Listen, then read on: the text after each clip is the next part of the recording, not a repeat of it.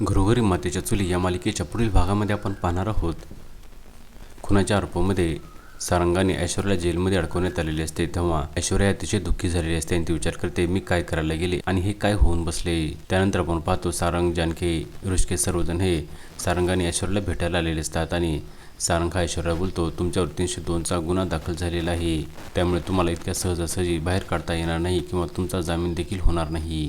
आणि तेव्हा सर्वजण हे अतिशय चिंतेमध्ये पडलेले असतात आणि जानकी बोलते परंतु विक्रांत भाऊजीची कोणाची दुश्मनी असेल, कोणी असे करेल, विक्रांत भाऊजींनी कोणाचे काय वाकडे केले होते. आणि त्यावेळेस शर्वरी ही रडण्याचे नाटक करू लागते आणि बोलते हे एवढे घाणेरडे कृत्य हे फक्त ऐश्वर्याच करू शकते.